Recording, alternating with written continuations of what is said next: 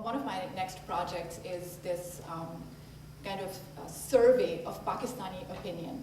And I just went to Pakistan about a month ago and interviewed a lot of people, a very wide cross-section of Pakistani society. So this time I didn't just do educated professionals or anything like that. I interviewed students, I interviewed professors and journalists, but I also interviewed fruit walas, people who sell fruit from carts.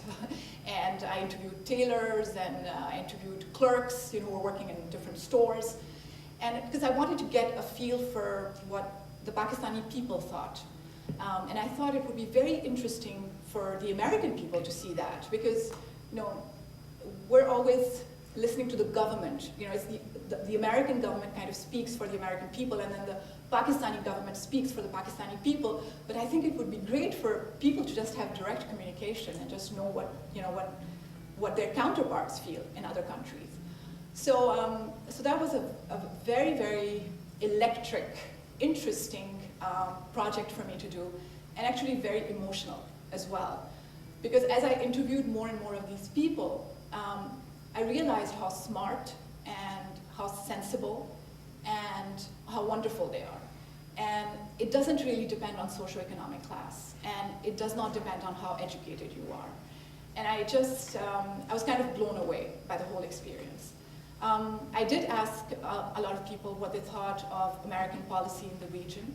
And of course, most of them talked about Pakistan being a sovereign nation, and therefore they don't like the fact that there are drone attacks in our country, made by another country when we are not even at war with America. So obviously that was something that was very disturbing to everyone.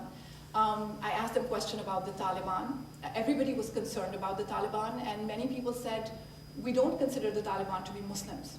So if they're doing this in the name of Islam, we don't get it because we don't even think they're Muslims.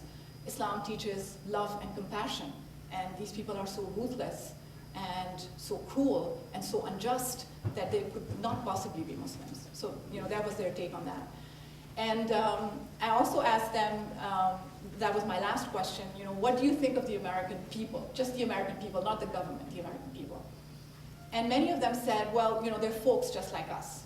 They're people just like us. And then some of them said, we think the American people are very innocent because they're manipulated by their media and they believe everything that they're told. And for people who have never been to the United States, I thought that was extremely smart and extremely perceptive, for them to understand. So that's going to be my next project, and I'm very. This film, I wanted the film to be very approachable. So that was going to be my like the whole feel of the film is it's a very approachable film. It's a very friendly film. It's very accessible. It's not an angry film. It's not a strident film, and I wanted it to be like that.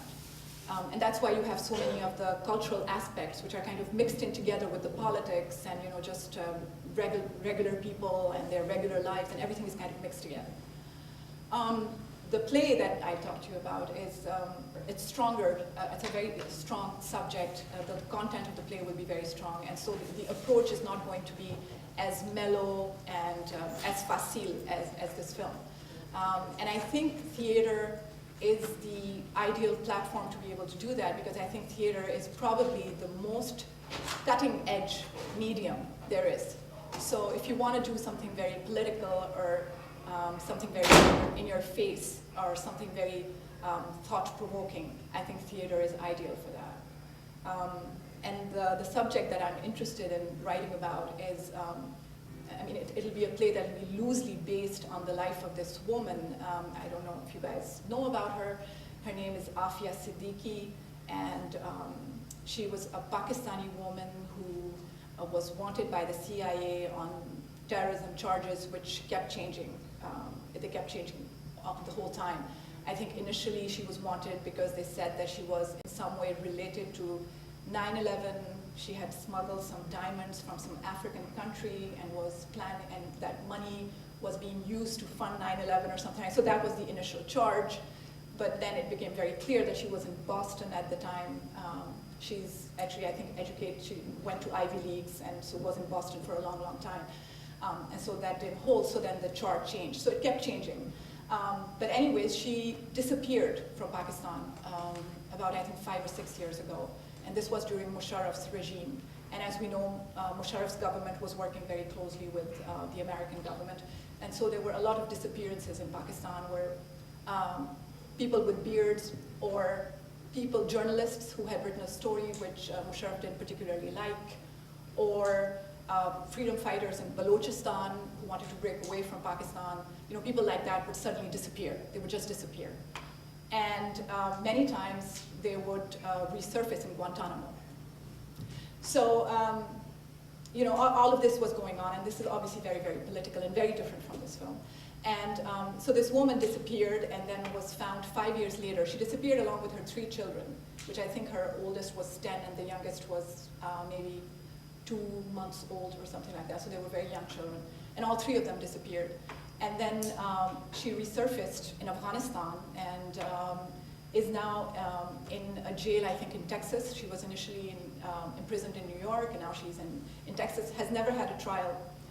One of her children has been found and has actually been returned to her family, but there's absolutely no news about the other 2 kids. And it's just such a very shocking, very disturbing story for me. When I initially read about her, and then I just went on the internet and I researched everything and I read everything that was ever written about her, I was just very, very disturbed by this story. And I just thought that it would be very interesting to do a play about this. And there are several different ways of kind of going about it.